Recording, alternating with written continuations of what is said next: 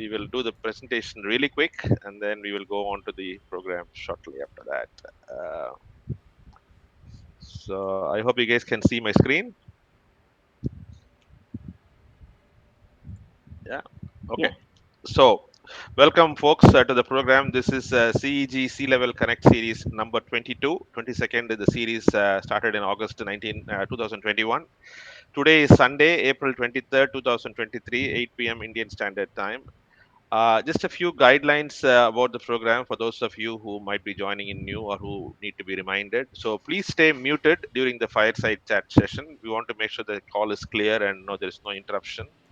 I would like you to turn off the video for now. I will be requesting you to turn on the video again during the second half of the program. What we are doing now is that we are taking a screenshot of all the attendees so that we can keep track of that as part of our program files. So for now, please turn off the video. Sometime around the Q&A session, I'll ask you to turn it on for us to capture a picture. It also gives you time to prepare yourself to make yourself presentable as well. The entire session is recorded, and the recording will be available in our public YouTube channel, CEG Connect. We will take a few days to do some basic editing, and then we will put this thing out in the YouTube channel for people to watch. If you have any questions during the program, please use the Slido program. I will talk about the Slido in a second, and we'll introduce it and let you know about the Slido program. So there will be periodic live polls in Slido. Please participate in the poll. And during Q&A, if your name is called, please unmute to ask your question. So today's session guest speaker is Miss Priya Iyer, CEG 1990 Computer Science Engineering. She is a CEO and board member of Concertiv, a company based in New York. Priya is herself based in Boston. I actually met Priya in person about a couple of months ago when she had visited Chennai. A very lovely meeting, and I had requested her prior to that to be a guest, and she obviously very kindly agreed to be the guest speaker today. So we're looking forward to your session, Priya. Jaitesh, my friend, young friend, hasn't joined today. He's a co-host. I think he is stuck with some other work today, but hope he'll join sometime during the program. I have Jaitesh as a co-host so that I can get some younger people uh, perspectives into the program as well. Jaitesh is 2015, 16 graduate. So he has his ideas about how to run the program. And Partha is my technical support. Partha is a 2021 computer science graduate. Partha runs his own business, Sarathi Web, which does mobile app development and website development and a few other things.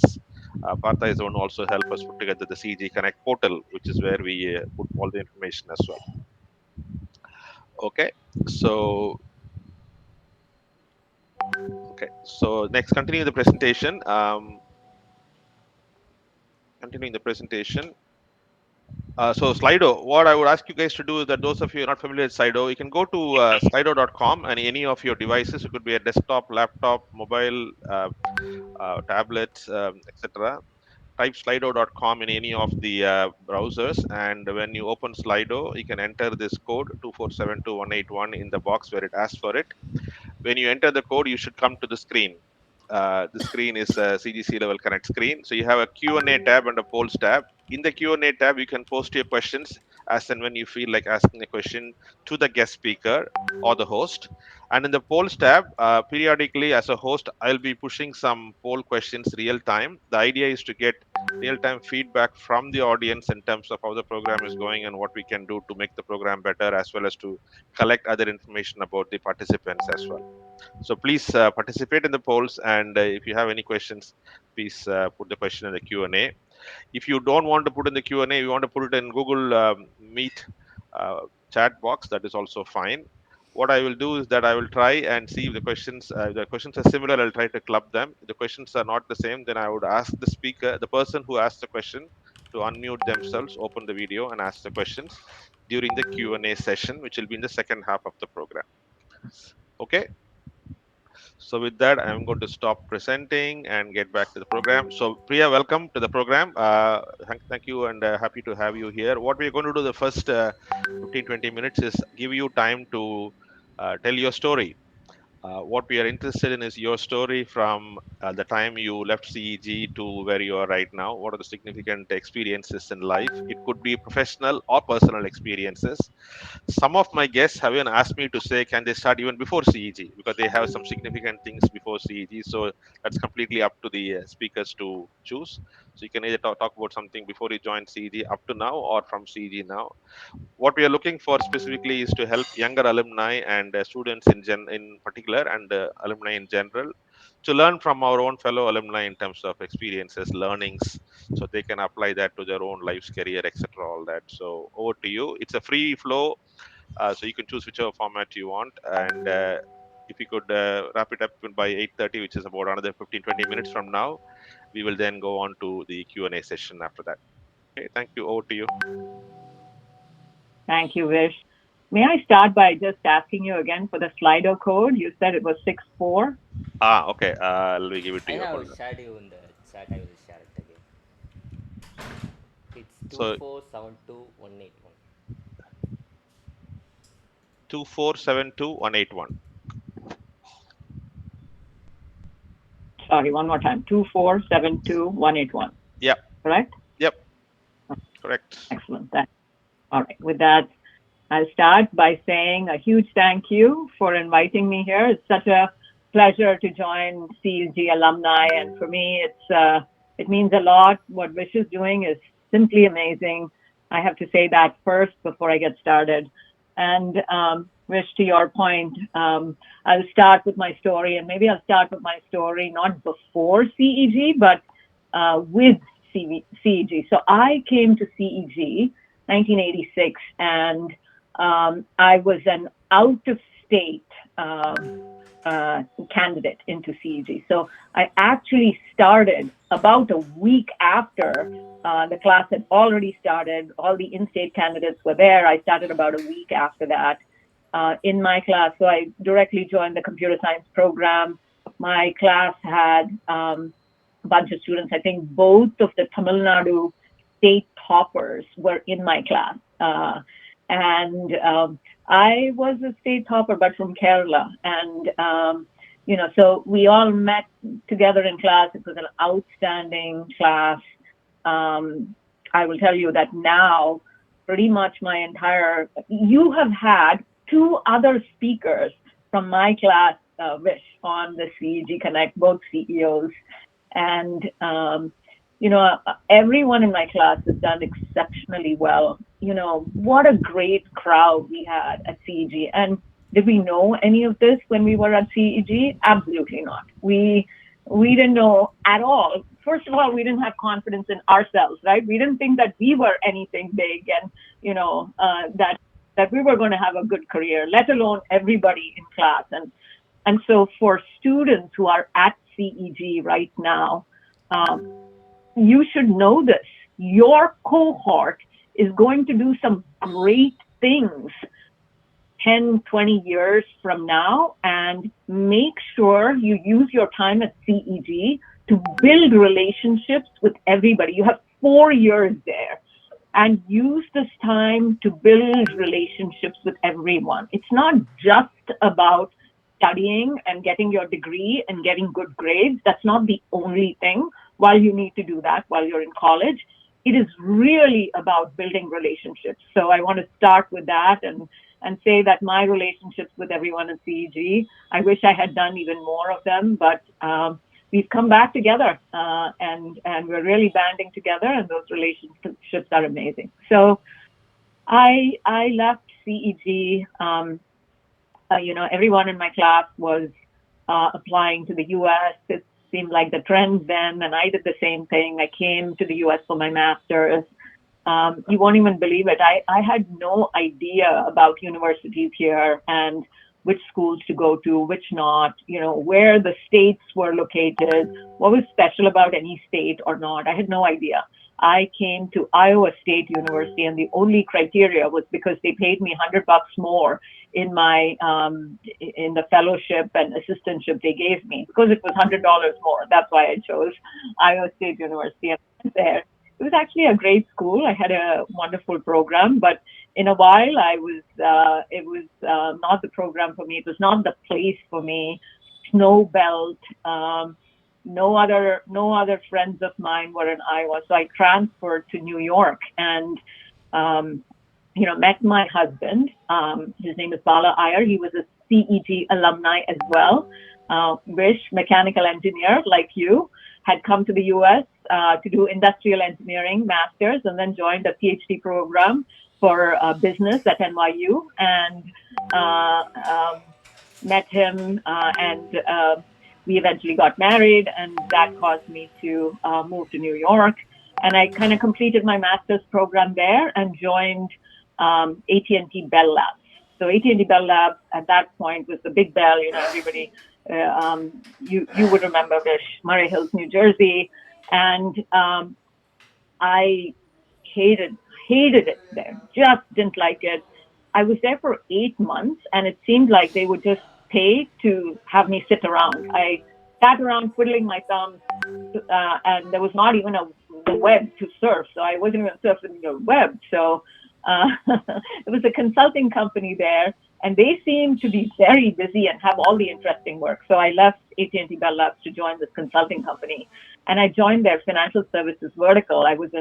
This company was in John Street, very close to Wall Street, and I got into financial services and worked with all the big banks uh, there in New York City, and really, really enjoyed that.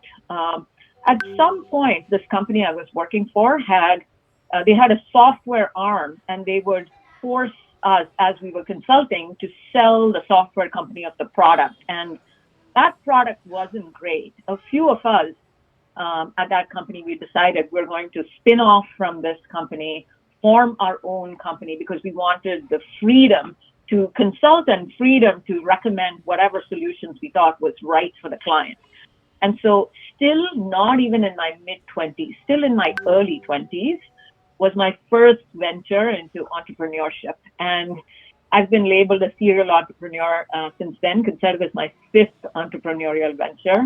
So my very first one was, again, before my mid 20s, this company called Quadris Consulting. And I headed up the financial services vertical for a few other practice areas.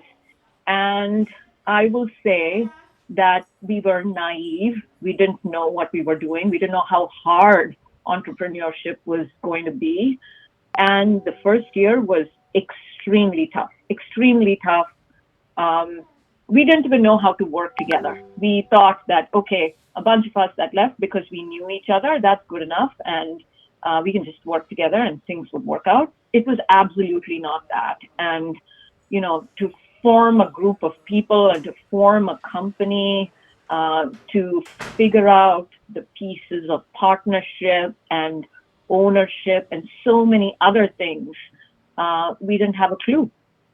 So after an extremely tough first year, with many people, many of the partners leaving, me and one more person, I think, I like to say we were stubborn and nothing more than that. I can't say we were smart. We were stubborn.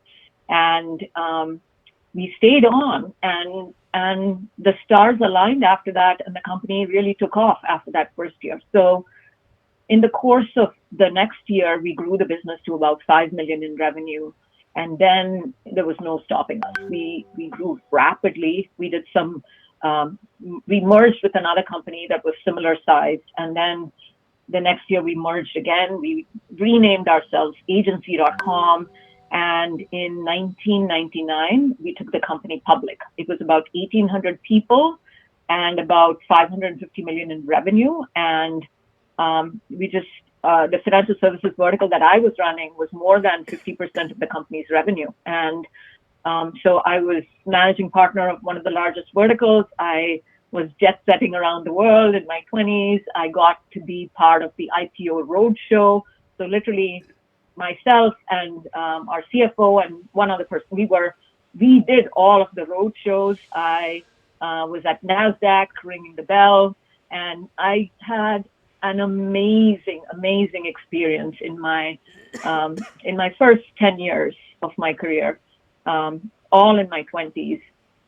And right around the time that we IPO'd agency.com, I had my daughter. Her name is Varsha. She's now 22 years old. And, so this is a story from back 22 years when my first company went public. And we were all paper millionaires for a while and locked up, of course. And then 9/11 hit in 2001. So that was the first big financial crisis in my career. And, the banks collapsed and everybody was suing each other. And we took agency.com private. So the Omnicom group bought the company out. And around then, I left the company. And I was leaving the financial services vertical, and I went and joined a company that was in legal services. Legal services was booming while financial services was tanking. And I took my consulting skills into a new vertical and joined legal services. When I got there, I decided to pivot the company. So in 3 months, I pivoted this consulting company into a software company and launched an e-discovery product platform. So how did I do this? One of the clients that this company was working with was Orange County, and they couldn't pay their bills. This company had built a software platform for this client, and they were declaring bankruptcy and couldn't pay the bills. And we said, okay, we will forgive the bills if you give us the entire IP for the platform. And so we bought out this IP, then launched this product, hired an engineering team around, bigger engineering team, launched the product and launched an e-discovery product company. This company as well did in 2 to 3 years time, we sold this company to HP. It was a strategic sale.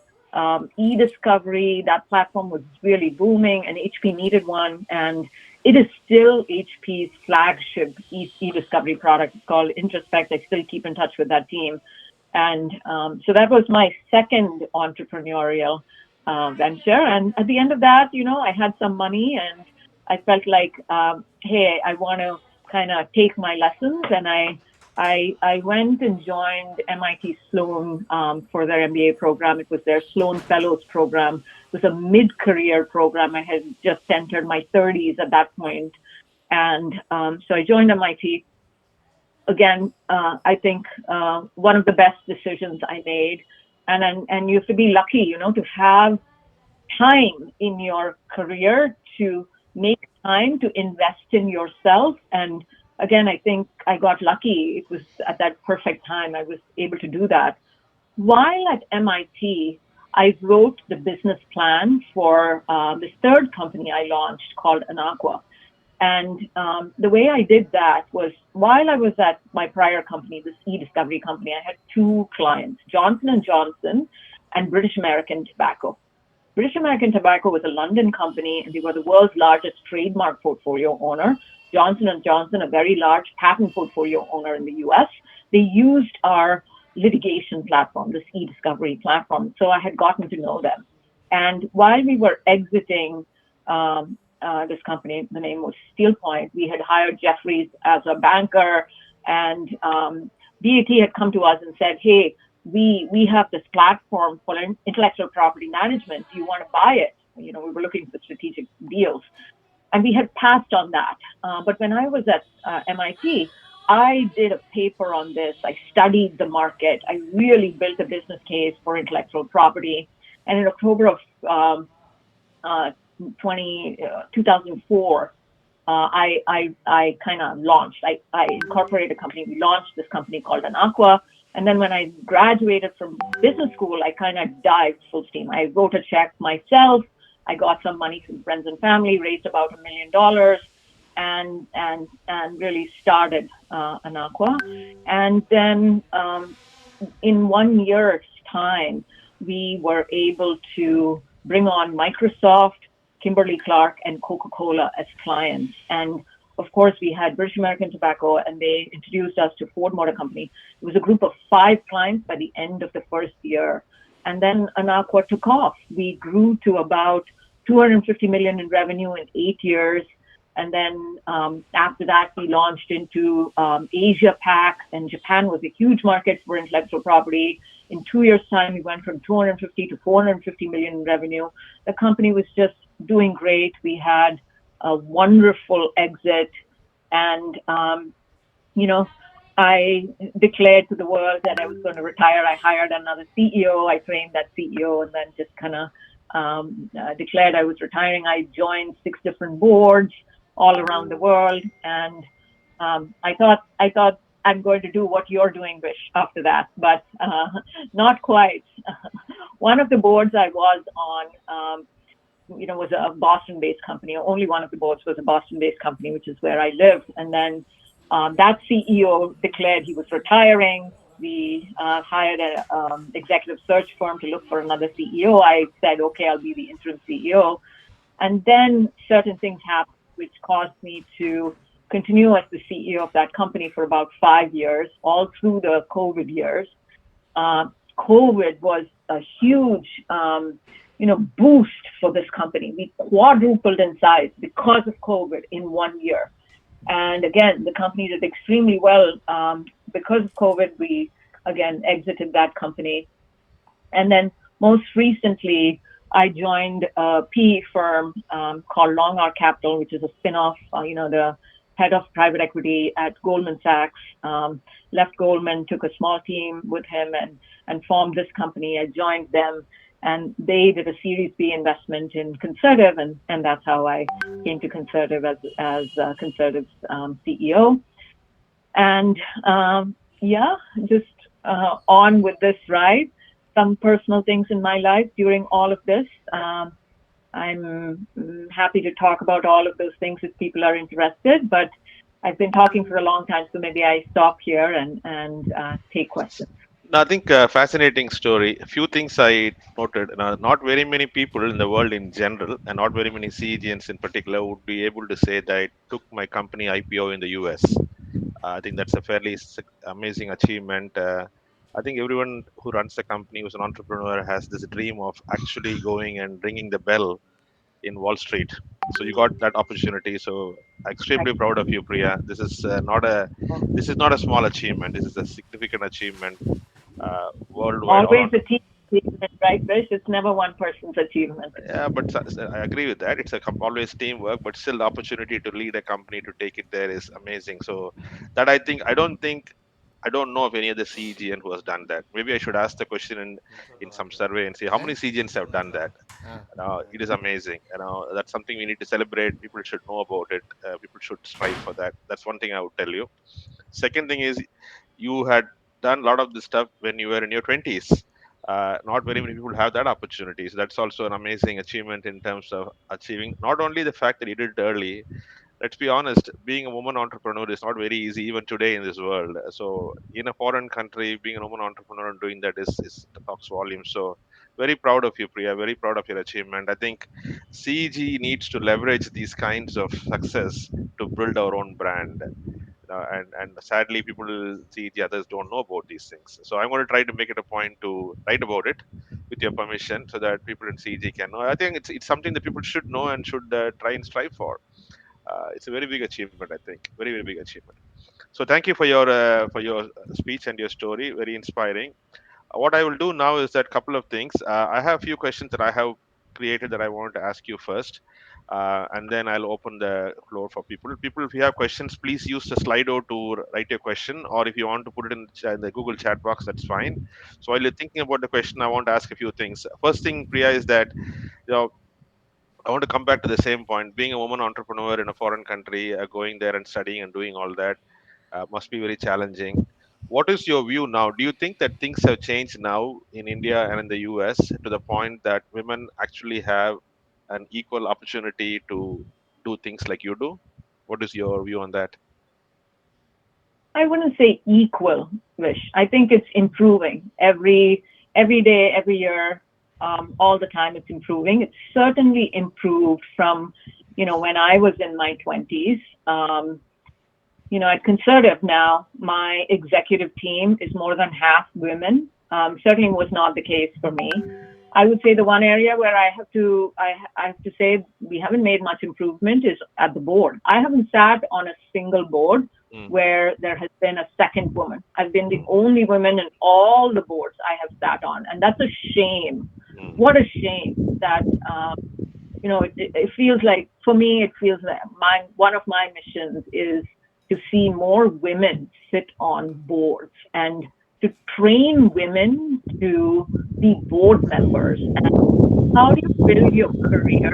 You actually don't have to be a CEO to be a board member. And um, I think that people think about careers, right? And they think about, hey, I want to be chief marketing officer, chief financial officer, CEO, whatever it is. People are not building their careers to be on boards, and I'd love to train more women to do that and participate in boards and things like that, because I think they will be exceptional. They will be exceptional mentors, and not just CEOs and their executive teams all need mentorship, and many folks can participate and join that role. So I'd love to see more of that.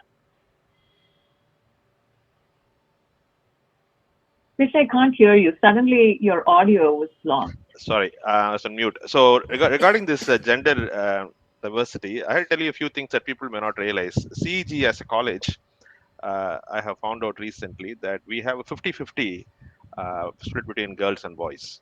I don't think very many, I don't know of any college in anywhere in the world can claim that. We have actually equal number, and in some departments like IT and CS and ECE, we have more women than men actually. And it's not just the students, our faculty is also equally split between men and women as well.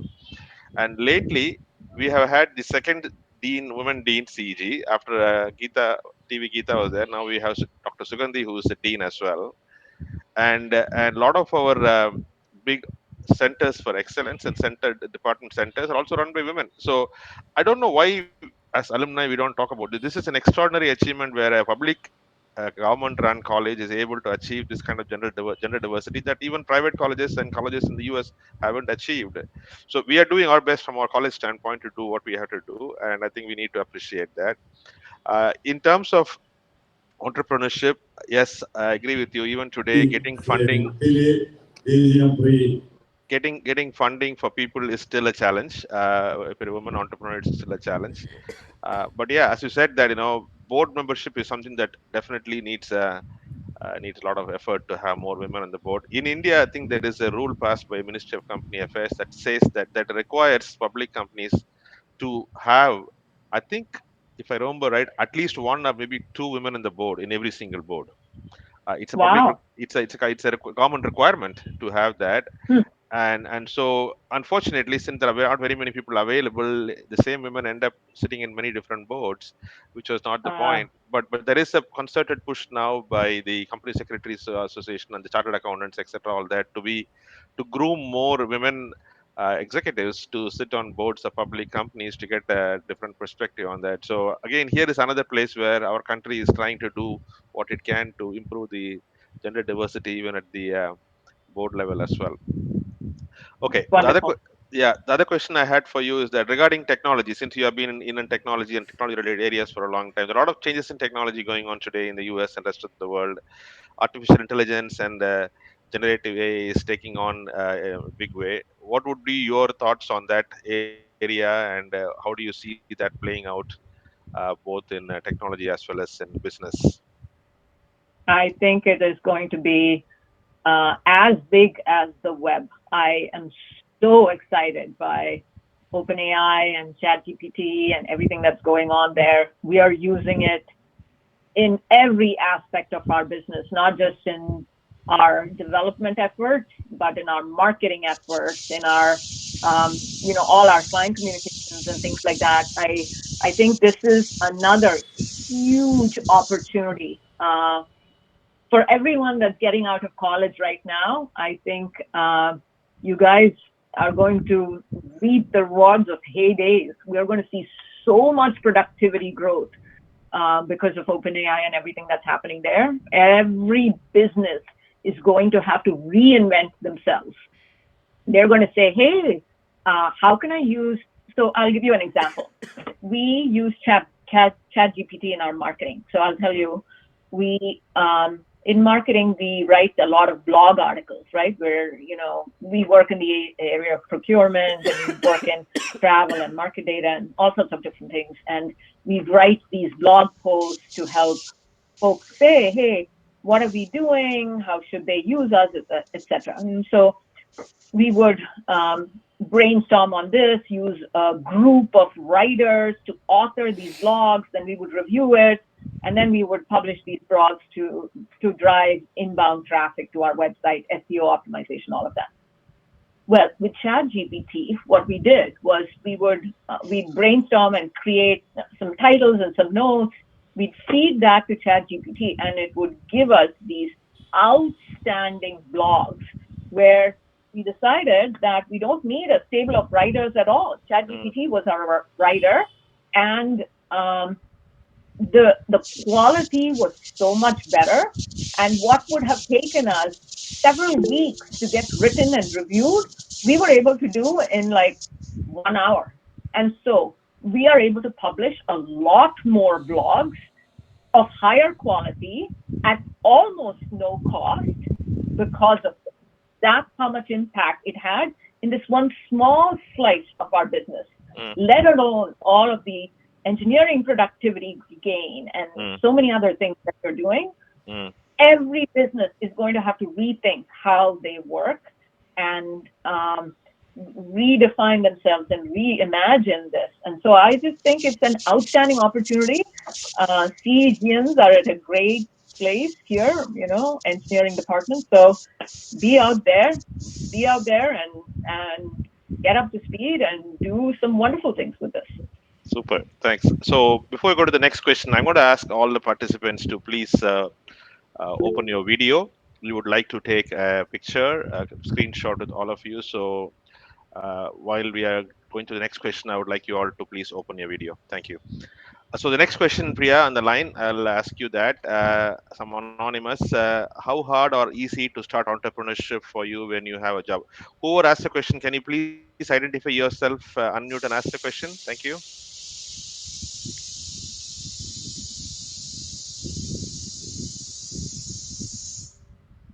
Okay, let me ask the question, Priya. How hard or easy to start entrepreneurship for you when you have a job in your hand?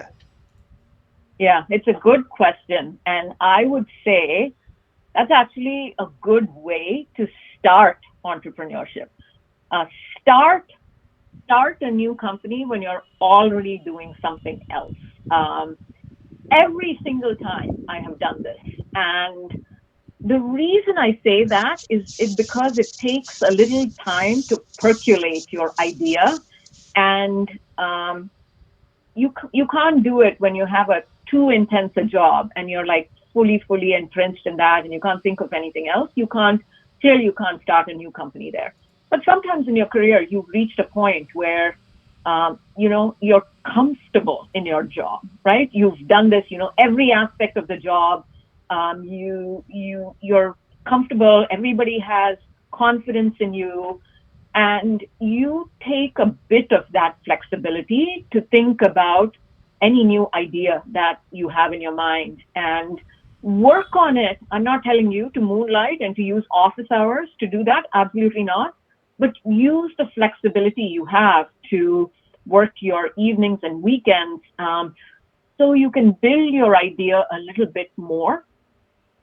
Get to a point where you feel like you can spend whole days, whole weeks completely immersed in your entrepreneurial venture, only then flip to that full time.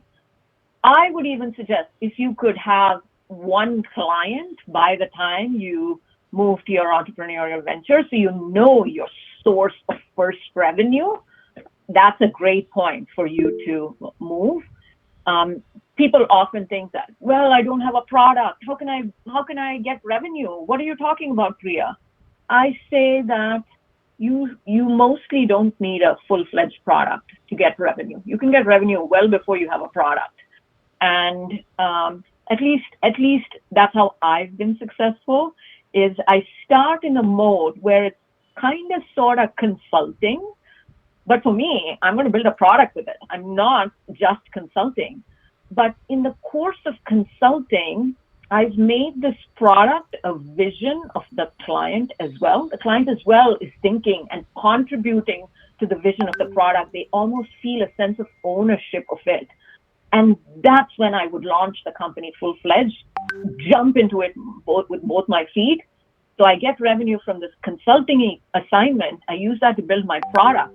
And then this client gets the benefit of all this work at a only consulting price. And I've launched multiple companies like that. So that's my answer. Super, excellent. So can I ask again people to open your video so you can take a screenshot, please? Just 1 second, Priya. I'll just take the video and the picture, and then we can continue with the conversation.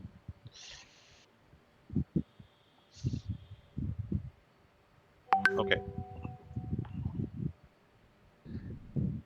The next question in the line, Priya, is from Anonymous. Tips for taking company public and IPO will be great.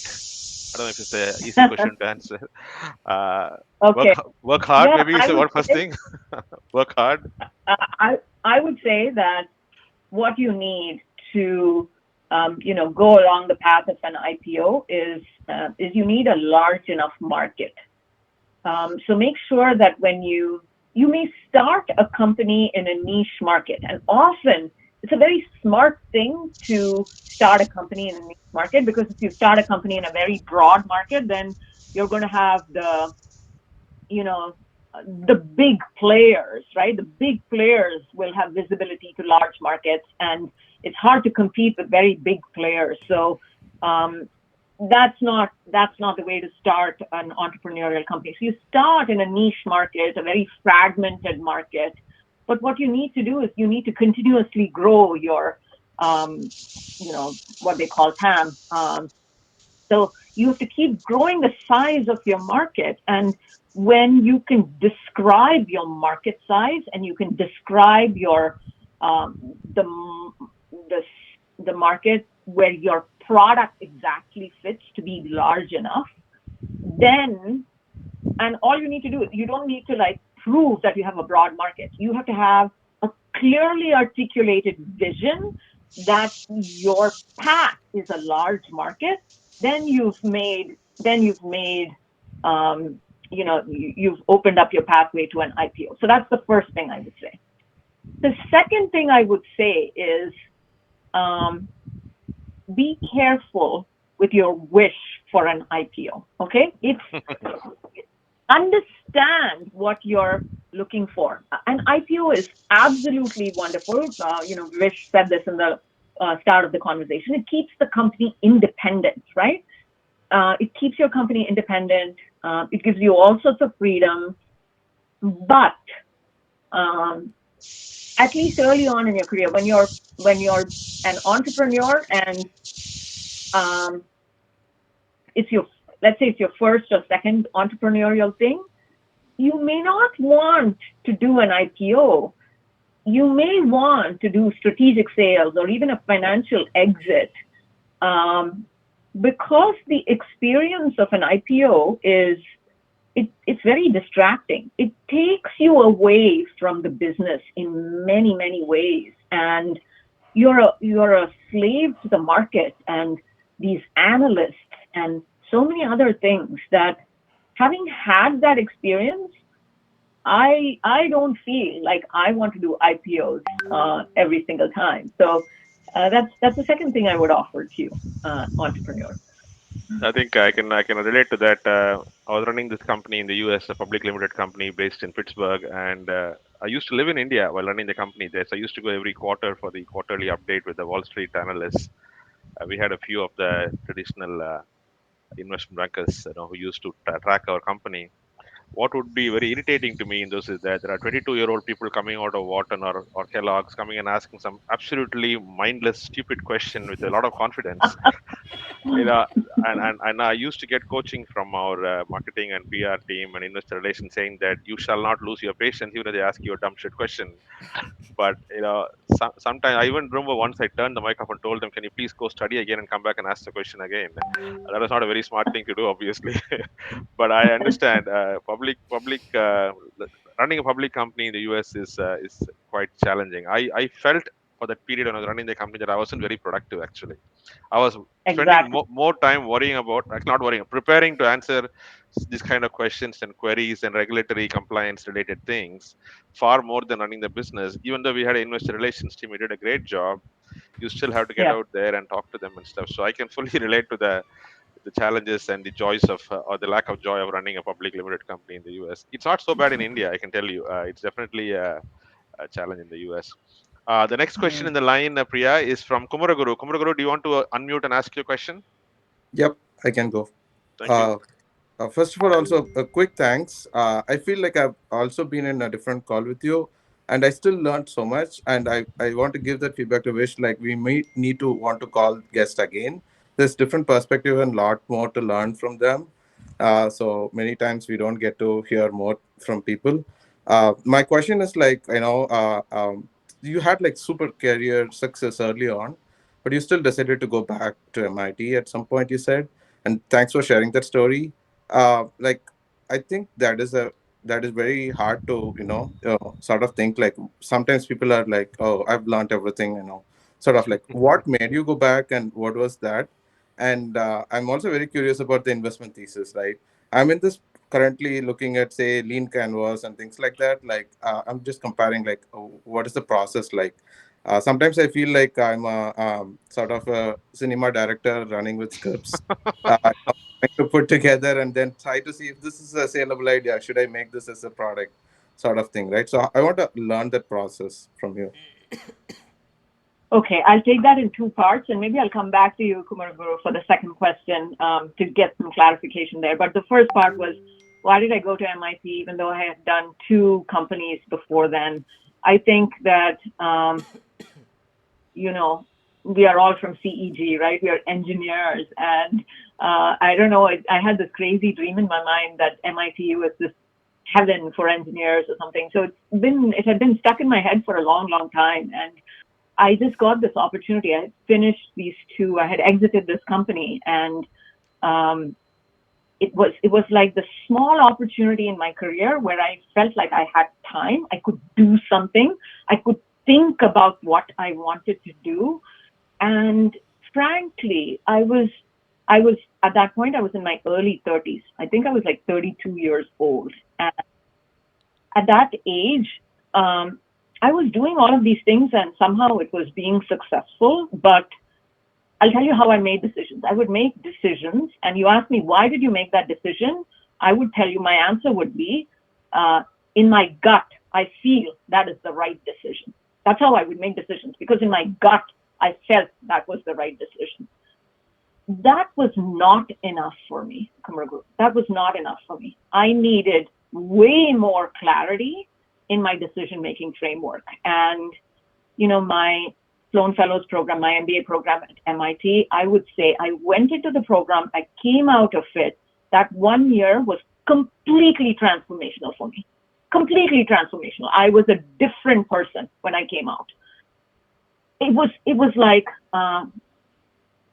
I was a great kind of manager and decision, successful, but I became a leader after I graduated from that program. And simply because of this, that every time you gave me a decision to make, I would tell you what were the paths I considered, why 3 of those paths were absolutely not right, and I chose this path, and this is the right path. It allowed me to explain to my team why I was making decisions, and automatically that elevates you to that of a leader. And it was instrumental in making me a confident CEO. And that's what got me into boards and I never, after that point in time, when you reach that level, people pull you into different things. You're not fighting for your career, for the next step and the next step. So that's, I think, my answer to that. Why did I go to MIT question? Um, the second one you asked, I want you to elaborate on that question a little bit more. You said, how do I make this thesis and how do I figure out if I start an entrepreneurship company, right? Like this idea that I have, how do I translate that to an actual business? Is that your question, Kumraguru? Yeah, you have like multiple, at least, at least at your point in life, that time maybe you had like very good view of the world. I still like, trying to put my problems and seeing like what you described as, is that a problem, taking Yeah, going to big market thing. very good. So, Let me, I want so to talk about that. I yeah, think that, so I'll tell you a little bit more about myself. I am not one of those entrepreneurs who lies on their bed and thinks about a problem and I have this brilliant idea that comes and that's the brilliant idea and I want to launch my business based on that. That is not Priya. I didn't start a single company like that. How did I, some people have used this term professional entrepreneur, maybe I'm that. I can see 100 different problems, like 100 different things, and I can pick one that I think is truly exciting to me that I want to go after.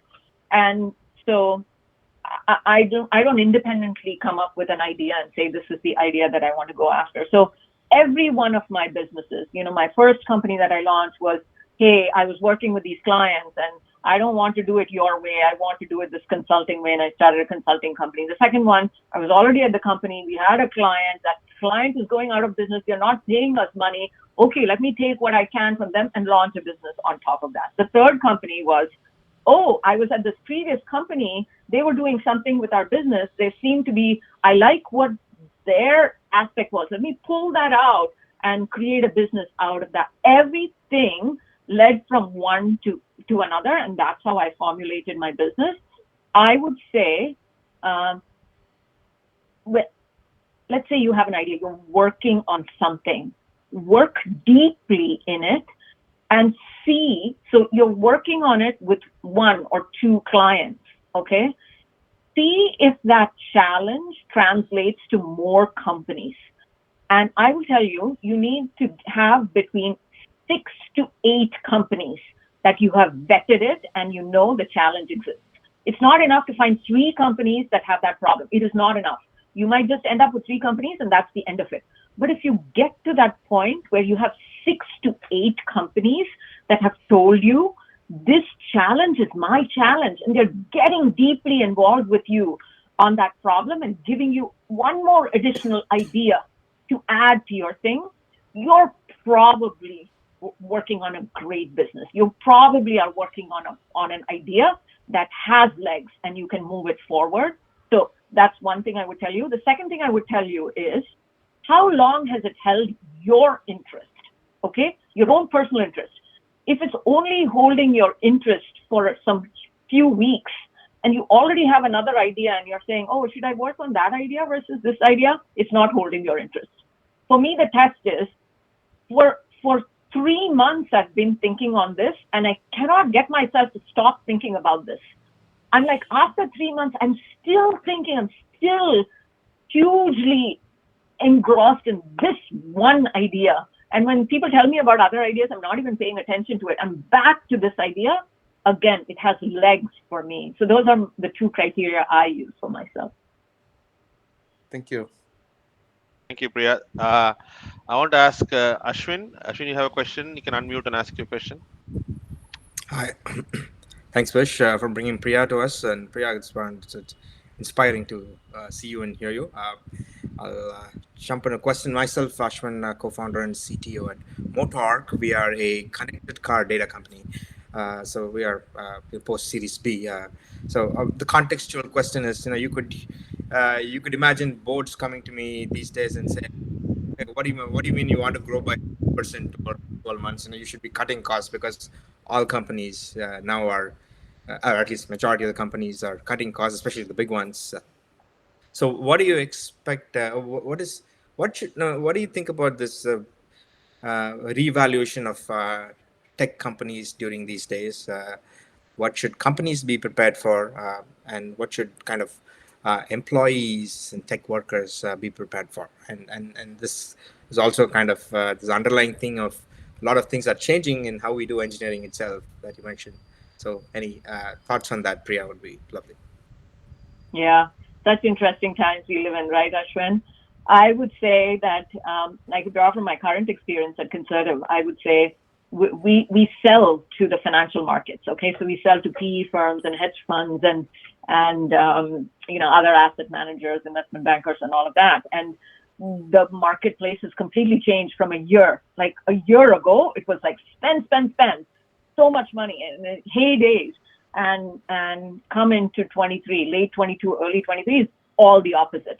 A cost of capital has risen up, and you have to cross a high threshold to spend $1, right? What are you getting back for that?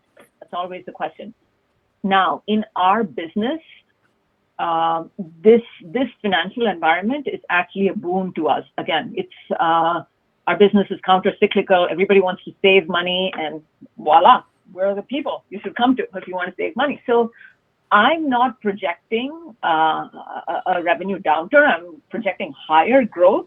And if I'm projecting higher growth, I need to spend, and I can't cut down costs, right? In my business, I can't cut down costs at this point in time. So we have to evaluate every business on its own thesis. And some businesses, you might cut costs, but it might be you're going to find gems in this environment. You know what happened in the last rounds of these, right? The best companies are formed when you have these downturns, because these companies are real companies. They can be profitable. They can cut costs and grow revenue and become profitable in today's times. So I say, take open arms, go after this time with great positivity and give it your all. Because if you can build a gem, you're going to come out like bursting at the gates. And these other companies that just had money thrown at them, and it was because of money thrown at them, they just like grew and not at all profitably, all of those will die out. All that noise will go away, and you'll be able to come out ahead of them. So don't shy away from this. Take the fear out of your head. Wonderful. And also follow up is on that is what would you advise for tech employees, people in the tech area, and there's a lot of concern. Yeah. Employees. So I can see why it's concerning, right? Like, hey, ChatGPT, it's going to take my job away, and what am I going to do as a programmer and all of that? It's just rubbish. What happened when the web came? Some of us have lived through this time, okay?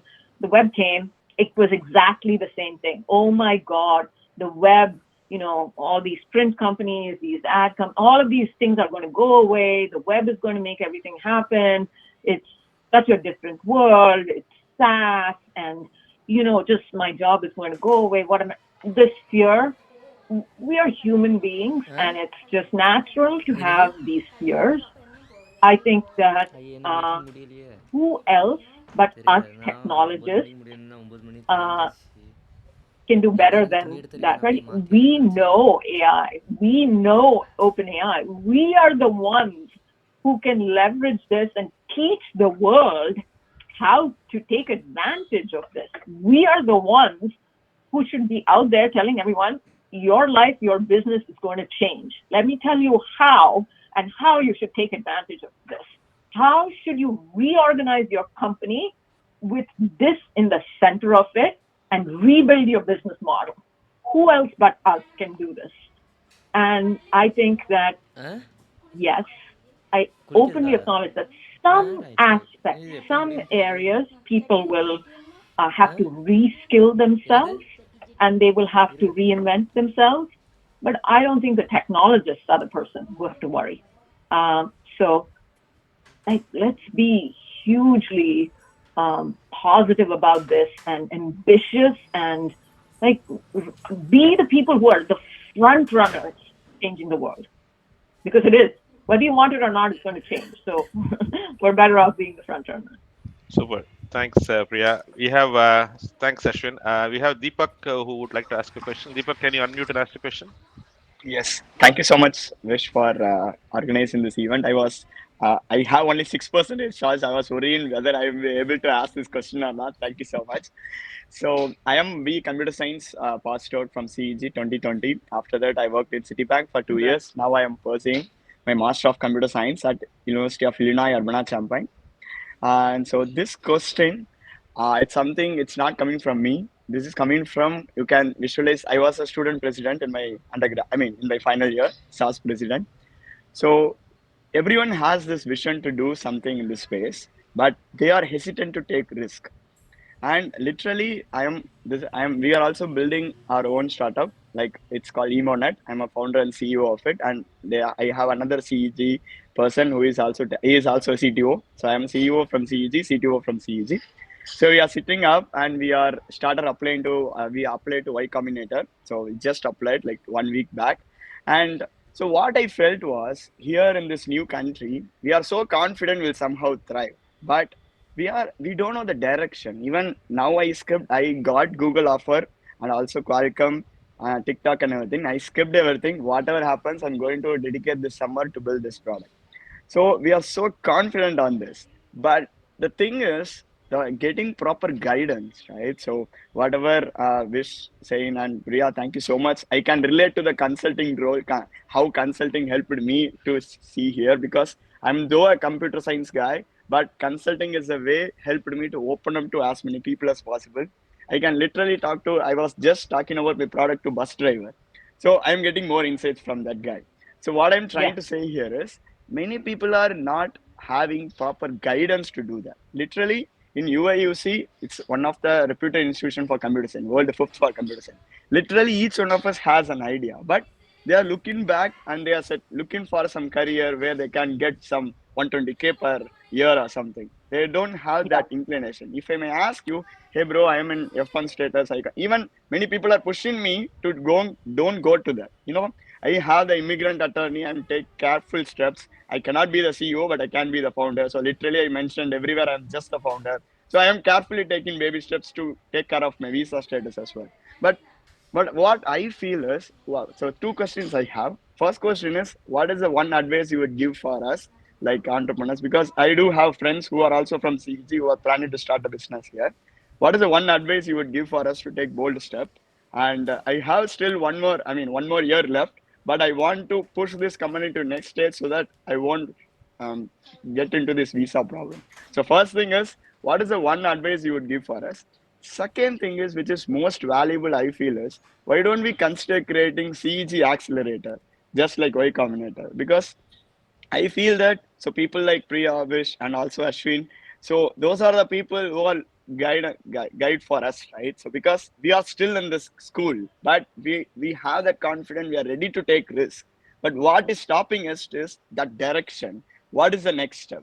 Even literally, I ping in each and every people offline. Like LinkedIn, you can see I would have messaged all the CEOs, CTOs, founders who are in US, as well as if I feel like if they are CEGN, I brought the premium account I am texting, even though before connecting. So I feel that this is taking too much time. This is one of the core problem, I would say. I can see that even I don't mind paying for it. I'm literally saying, like if you are making, like, so if it is going to be that you can register CGY Y Combinator as a company as well, and many people will be literally dedicated to pay for it and get the service. So I feel that something from that side will be really helpful, Wish, and people like Priya, Ashwin, everyone could also contribute your experience, and we will also learn and grow together. A good question. Let me give you a few things before I turn it over to Priya. One is we do have people in CEG in the US and India who are willing to help exactly with this.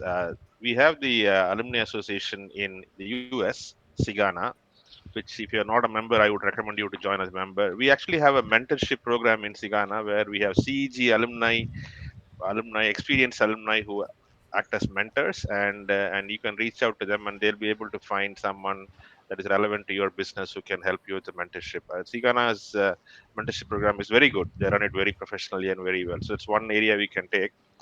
Second thing I would say is that we do have angel groups in the US, and recently we started one in India as well, India Alumni Angels. India Alumni Angels is predominantly made up of alumni from CEG and a little bit from MIT and AC Tech.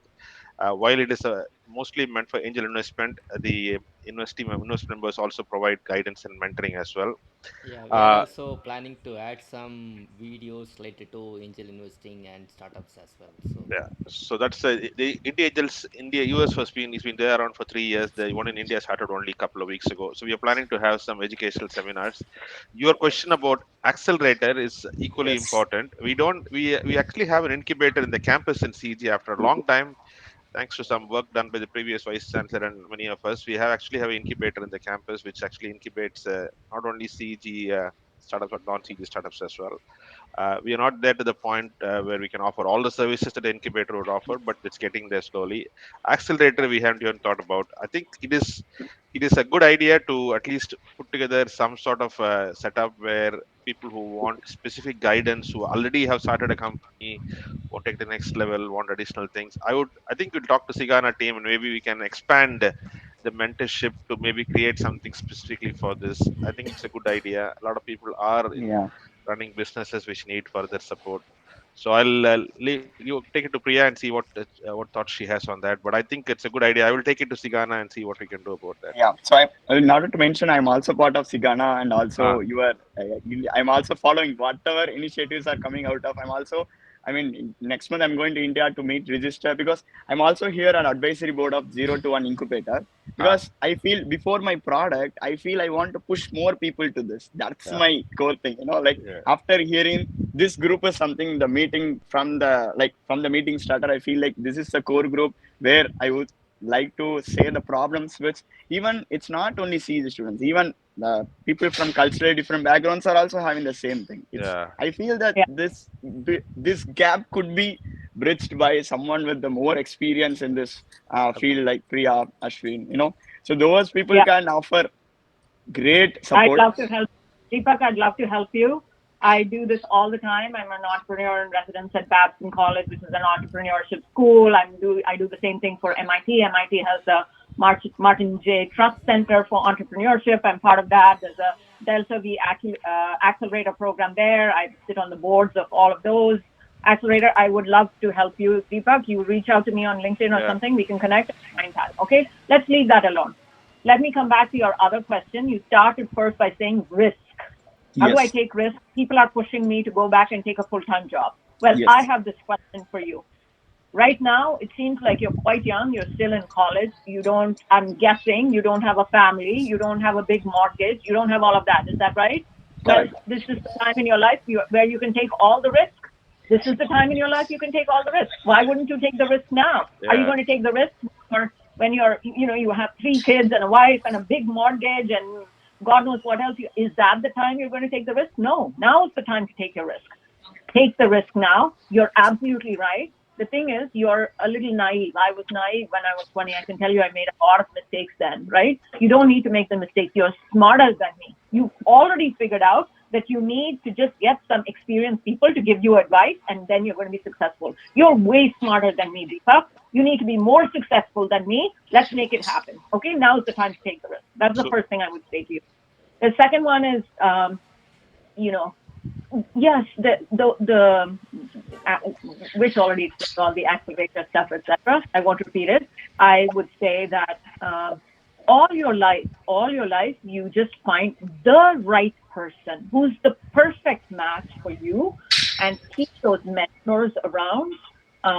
Because what it'll let you do is it'll let you. The CEO role is a very lonely role. I'm sure you've heard other people say this. It is. You have your board, and then you have the people who report into you. You're kind of, sometimes you can get a co-CEO. It's hard, but find that one person who really gels with you all the time. You never fight with them, and the two minds together is one mind. Then you can have this co-CEO thing. If you don't have that, then these mentors, who can really round you out. Someone just you can bounce off ideas, and they're only invested in you and nobody else.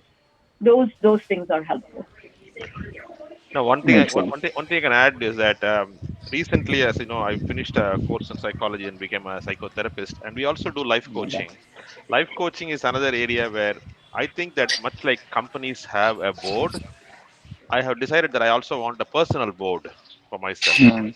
I want to find people who I can take help from, not necessarily at any particular age, any age. Even now, I think I want to constitute a personal board Wherever. of people with various different skills who I can lean on for getting help in direction, not just in career but in life in general. I think that's the initiative I'm taking on myself to start identifying people to do that. You are young enough to be able to reach out and find a lot more people that can help you with what you want to do and do that.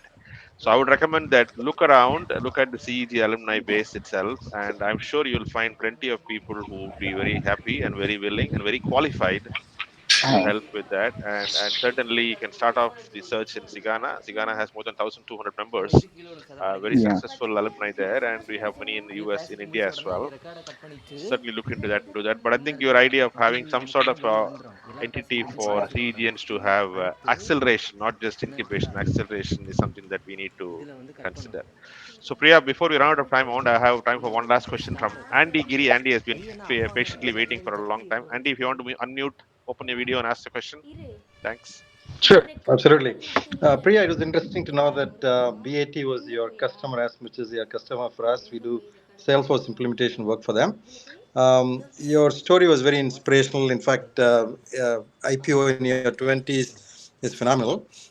So you said that you learned from your service clients about evolving products from the learnings and also your leadership transformation in MIT. But in the latter part of your life, I think I misunderstood that you were a P firm partner, but apparently you are the entrepreneur in that also. If you can throw some light into the latter part or current part of your career, that will be interesting to know. Yeah, I would say that the last two ventures that I've done, Anaqua was my baby. I was absolutely founder, and I like buried myself in the company, lived and breathed it, etc., all the way till I exited. But after that, my two other companies, Vee24 and Concertiv, they've been a little bit different for me. I've kind of gone to this point where I'm sitting on boards. I start with the company by joining the board. Vee24 I joined by joining the board, becoming the chairman, and then stepping into that CEO role after that. Even at Concertiv, it was first the private equity firm, and then going through that, and then landing at Concertiv. The role for me now is to step into these organizations, studying it, building teams that I can, coach and train, and build into a team that there is a team that runs the company. I'm not so focused on my career anymore. And yes, I want to create pathways to success, but I'm just not career building. And so I think that's the shift for me. What else? Right now it's quite boring for me to be a CEO. It's like the same old, same old, same old. So the fun part is to see other people grow, and these yeah, it's just when a company succeeds, and like at Anaqua, we really succeeded, and a lot of people's lives were completely changed, like their kids' lives were changed, and having that experience is something else. It's something. It's out of your control, really. You feel like look at what the universe is doing. You feel like they're all thinking that you did something, but you didn't. It's like the universe made all of this happen, and that's such a revelation. I feel like that's the second part of my career journey, is to kind of just be a part and be an observer, and like build this team to achieve these successes. And I'm quite amazed how these successes have happened. I don't take credit for all of them. It's impossible. How can one person do that? Just rubbish, right? So Super. Thank you, Priya. Thank you, Andy. Andy is also a very successful entrepreneur. He runs a Salesforce implementation company out of Chennai. Very supportive. He's also angel investor in Indie Angels. He invests in a lot of companies, not only in India, not only in the US, also in India, in rural South India as well. Both of us are also part of wow, this group. Both of us are part of the group called Native Lead Angels. Native Lead is angel investment group that specifically focuses on businesses to invest in South India, in rural parts of wow. South India. I'd love to learn from you, Andy. Uh, There's a lot more for me to learn and do then. and Andy is right now visiting Detroit, Michigan. He's based in Chennai, but he's in Michigan now, and he's also part of this new Tamil Angels, the Federation of Tamil Associations of North America, FETNA, organization in the US, which is a conglomerate of all the Tamil Sangams across the country. They launched a new angel investment group called Tamil Angels. They had a launch program about 3-4 months ago in Chennai with the Chief Minister of Tamil Nadu, etc. And so Andy and I are reasonably close to the people who actually run that. They are looking to aggregate investments from people in the US, particularly Tamil diaspora in the US, and invest in startups in Tamil Nadu. The idea is to make Okay. Tamil Nadu $1 trillion economy in the next 5 years. Wow. And we are all very much part of that journey, and we hope that with help from others we will get there. The We have a very strong support from the central government and the state government. Both of them are doing an excellent job in promoting entrepreneurship in Tamil Nadu, and we also have the Startup TN, a pseudo government organization that is created by the government of Tamil Nadu, headed by Mrs. Sivaraja Ramanathan, a brilliant entrepreneurial, passionate entrepreneurial supporter. He has created extremely great amount of visibility to entrepreneurship in Tamil Nadu, both at the college school level and the entrepreneur level. And in fact, I think they are next month they're conducting a Tiruvira, startup Tiruvira in Madurai, right, Andy? Do it in Madurai Coimbatore, or Coimbatore, in Coimbatore, Coimbatore? June 9 and 10. Yeah, they Coimbatore. actually wanted to bring all the entrepreneurs from all over the state to come there and connect them with investors, also from Tamil Nadu, from outside Tamil Nadu, etc. It's going to be one great function they're going to conduct. So I had to say, people, those of you who haven't been to Chennai or been to Tamil Nadu recently, you should probably check out when you come next time and talk to Startup T and people. Amazing work they're doing. They're looking for a lot of support from Tamilians abroad to help them with providing mentorship, providing guidance, etc., or leadership, etc., all that. So, any of you want to connect with Sivaraja, let me know. I'll connect you to him. He's amazing person, an amazing, extraordinary person in an extraordinary job. So, I'll do that definitely. Anyway, thanks Priya for the time. I think you ran out of time, Yeah. ran over time today, but it is a good conversation. I think a lot of good questions. I'll Yeah. close So the so I'll thank close you, Vish. So, close session with a few closing thoughts. One is, I think I want you to give me a little bit more information about your IPO experience. I really do want to write about it because I think we need to find out who else in CEG has done that, and if not, we should make this case study for people to emulate in the future. I definitely want to do that. Second thing is, I also want to close out by saying that I'm planning to prepare another webinar on mental health. It's one other area which I got very passionate about recently after doing my degree in psychology, etc. Mental health is very important, and I'm preparing a webinar specifically targeting, and this is again the request of CG alumni in the US, really targeting as a webinar on middle age. So psychology of middle age, aka middle age, midlife crisis. What does it mean? Why do people go through that? What are the ways to successfully navigate through middle age? And also a related topic on what is the psychology for second generation Indians in the US, what kind of stresses they go through and what we can do to make life better. A lot of examples of people not having a great time. And so I thought that my contribution with my education would be to do that seminar at some point. So watch out for some announcements. Sigana said that they might be able to help host that function event as well for me. So I want to keep that in our mind so that you can think about it. If you guys have any specific feedback, suggestions on what I should cover in that particular webinar, it's going to be broadly about the importance of mental health, what we should be doing, what we should not be doing, how we can navigate through midlife, etc. All that. So any suggestions, any advice, any pointers, I would greatly appreciate in preparing the webinar. It will probably be done sometime in early May. Also, which I would like to say that our product itself is a mental health product. So that's what Ah, we are building. I am a great fan of psychology. My domains goes like psychology, media and entertainment. I'm also a director too. I recently directed a short film that also Ah, revolves around mental health and entrepreneurship. So these are my wow. domains actually. I'm a graduate researcher in psychology lab.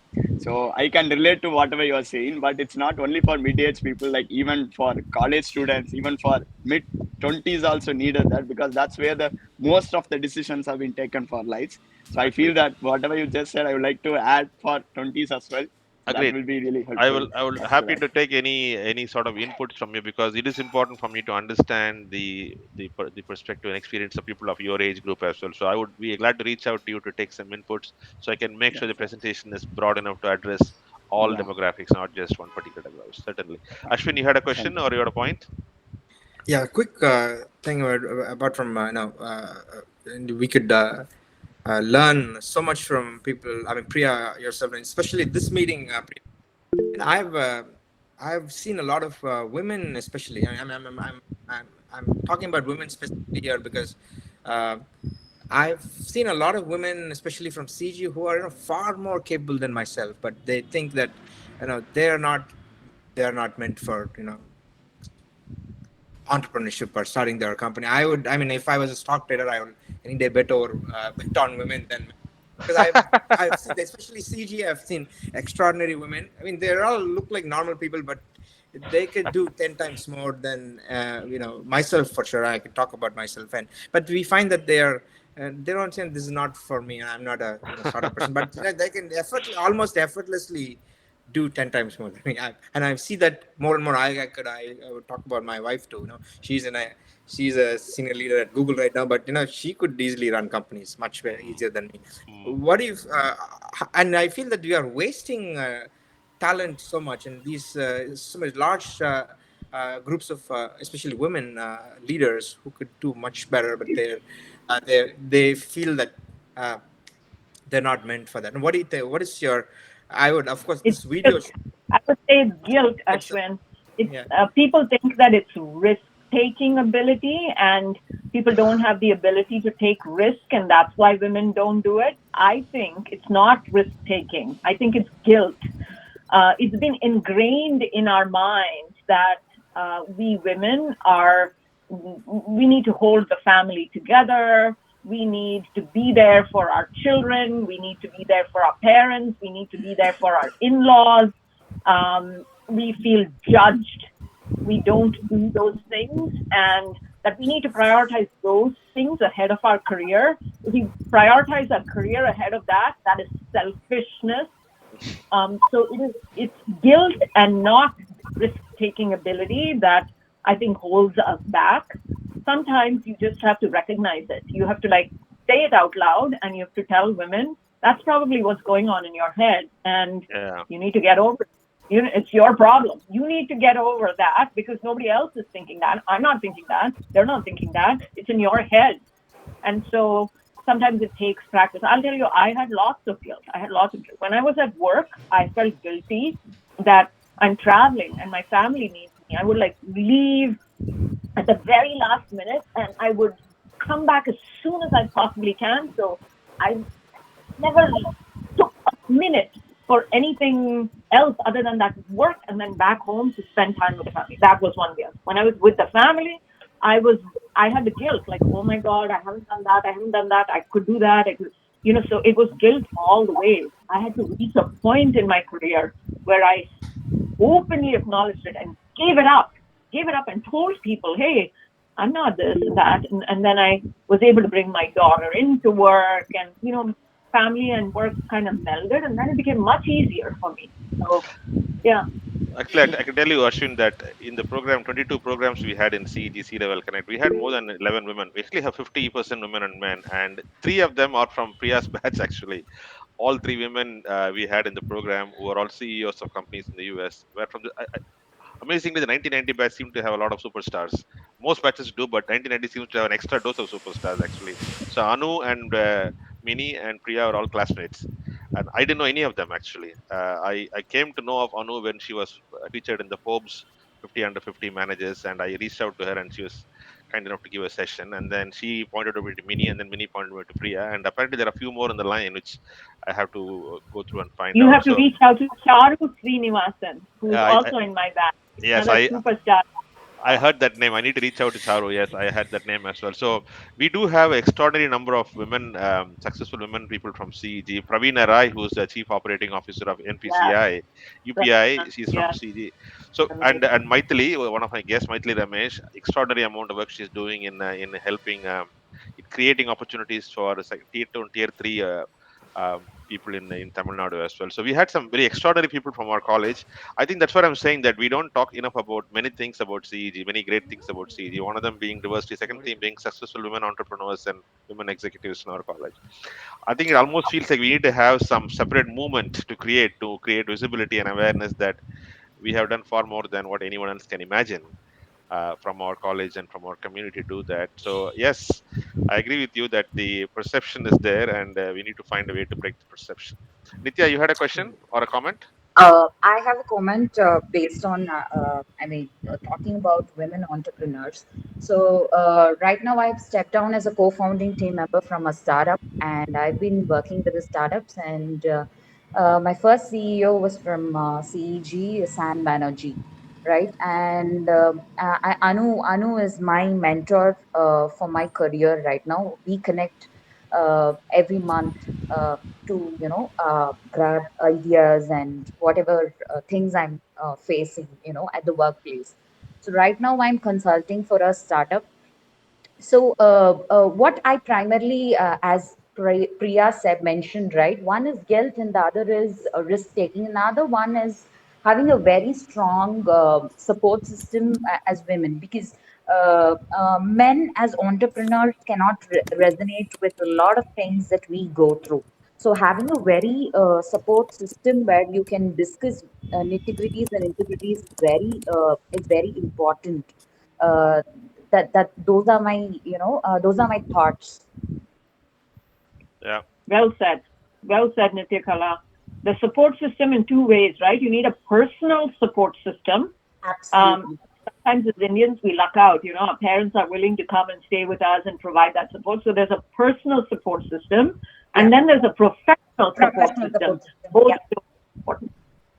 You need to have a life coach. You need to have a mentor for your career, as well as for your personal support system, build a personal support system. I think these are very primary pillars for women to be, mentally strong and not have that social conditioning of guilt to actually creep in and, be successful in their careers.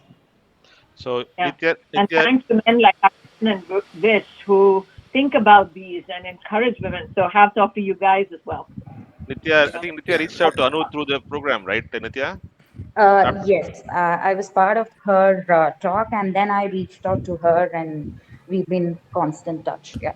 yeah, super, Yeah, I mean, excellent. and I wish we should make sure that this just hearing this 1 hour, I could have inspired a lot of. It's inspired me, but I would say that women could relate even one extra dimension of what this is entitled to if they heard this. Right? Just Yeah, having more people come into this would be yeah, great, and should be focused about. Again, I go back to my opinion that we are wasting a lot of talent.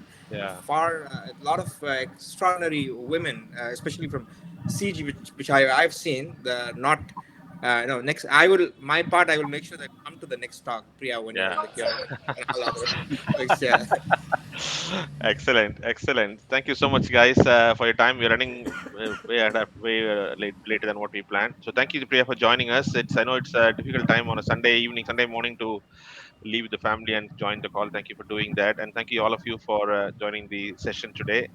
Obviously, we would request you guys to give feedback on the program, on the content, the format, the speakers' choices, etc. All that, whatever you have, you can say. We want to improve the program. We are going to come to the second year anniversary of this program on August in a couple of months. As I said in the very beginning, I only had like two or three names in my list. Right now, I have 376 speakers from CEG lined up. Every one of them is a superstar, and we are trying to do one at a time, and so we'll go on for a while. But at some point, I think I want to do even panel discussions on topics of very broad interest, like women entrepreneurship, etc. All that, so we can have people with different perspectives chime in at the same time. So we're planning to do some panel discussion type format in addition to this individual format. And so that's all I had for now. Priya, if somebody wants to reach you, you can just mention what's the best way to reach you in LinkedIn, or if you want to share your email, Yeah, you could do that too. I Whichever put in is my LinkedIn, but I'll also put in my email. okay. So that's my email. You can send me an email at priya@sloan.mit.edu, and my LinkedIn is out there. Priya Iyer Boston is my handle. Yeah, your LinkedIn profile was shared as part of the announcement, so people could access that. The email I think you just given now, so we'll have people to take that and reach out to you as necessary. And if you have any feedback, Priya, after the program as a speaker, then please do let me know so we can try and improve the experience with the next speakers as part of this continuous improvement program for CEGC Level Connect. Okay. Yeah. Thank you. Thank you Thank so you much, for guys. everything you do. Thank Bye you so bye. much, guys. Have a good time. Bye bye. Thank you, everyone. Have a great weekday ahead. Thank you all.